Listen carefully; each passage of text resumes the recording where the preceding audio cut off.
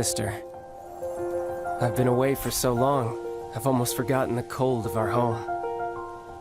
You know I grow restless when life is ordinary and boring. Though in Liyue, fuses of excitement can be found everywhere, just waiting for the right spark.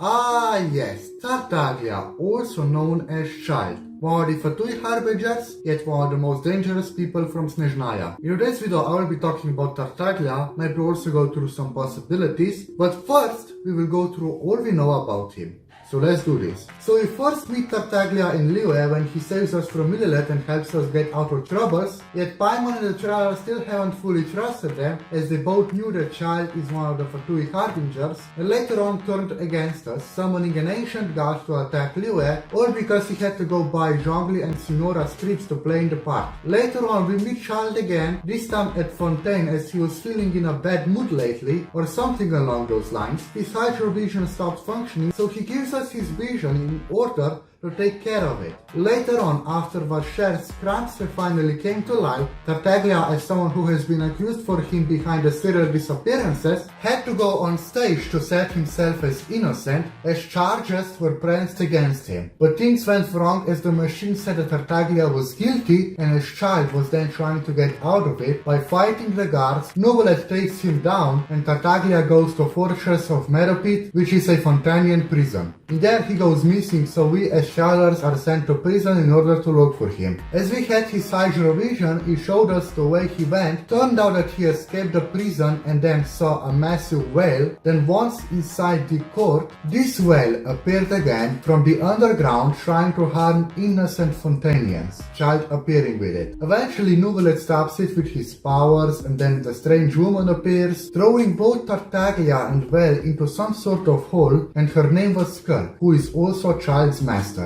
When Tartaglia was 14, he fell inside the abyss, where he met Skirk. She taught him how to fight, which proves on how Tartaglia is so strong. Once Tartaglia came from the abyss, with his new combat skills, his father gave him to the Fatui, where Childe has beaten up the Fatui soldiers, which surprised one of the Fatui harbingers, getting him into the Fatui and becoming one of the most powerful people in Snezhnaya. He was also gifted a delusion at Piero and Sarissa herself for slaying and battling out a bunch of monsters. This explains how Tartaglia managed to become a Fatui harbinger, and why is this guy who was just once an ordinary kid so important. Last time we met Tartaglia, he was talking with Arlecchino, asking her where was his master Skirk, and asking the maid a bunch of questions about herself. So now, is Tartaglia a bad or a good guy? Now first of all, just because he's a Fatui harbinger does not instantly mean that he's evil, as the Fatui harbingers can also be good people. For example, how Arlecchino makes their children erase their memories by choice as their punishment instead of killing them. Tartaglia, even after becoming a warrior, still cares for his family, including Tusser, and also sends letters to his sister Tonia. Not to mention that the guy never also really hated the Traveler to begin with, in fact treats him more as his friend, but in the end, besides caring about other people, he also has a bad side, which is the fact that Tartaglia wants to conquer Teyvat, but of course we still don't know why, and whether in a good or bad way just yet, but I would say that Tartaglia is definitely up to something big. Now next up I want to talk about is what happened at the Abyss. You know, at time when Tartaglia was inside it, so besides being taught by his master Skirk, there must be something else, right? Well, one thing I found out is that Tartaglia actually has the same attack movements as the Abyss Herald, all thanks to Wei's information. And so we know 8 of the Abyssal monsters so far. 4 of them are Abyss Mages, 2 are the Abyss Heralds, while the other 2 are the Abyss Lectors. Now we already met Cryo and Hydro Abyss Heralds, but Heralds are a bit different from Lectors. In the video where I was talking about Kaya, I said he could be a Cryo Abyss Lector, which is Wei's guess, and Tartaglia could be the Hydro Abyss Lector, especially as his Foul Legacy transformation are probably powers of the Abyss anyway. But of course I could be wrong that everyone from the Abyss with Hydro powers could be fighting this way, as this was the way that they were just taught how to fight or something something like this, and Tartaglia didn't get any curse while being down there, still remaining a normal human being,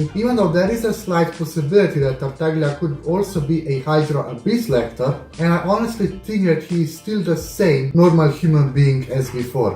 Just this time having Hydra Abyssal powers, as Childe isn't even from Canria to begin with. I mean, let me know what you think about him being one of the secret Abyssal monsters. In the end, Tartaglia used to be a normal kid who ended up in the Abyss, coming out of it with exceptional combat skills, placing him in the spot of one of the Fatui Harbingers, and now he keeps fighting more and more in order to become stronger and stronger, so that he would be on top of the world, which kinda seems selfish to me if you ask me, but then again, we still don't know his true goals just yet. Either way, I hope that this information helped you out, or that you found Tartaglia's lore entertaining or something like this. I must thank you for watching and paying attention to the video. If you are interested about more characters' lores, feel free to check out Kaya's lore that I also made recently. In other case, I will see you all in my next video.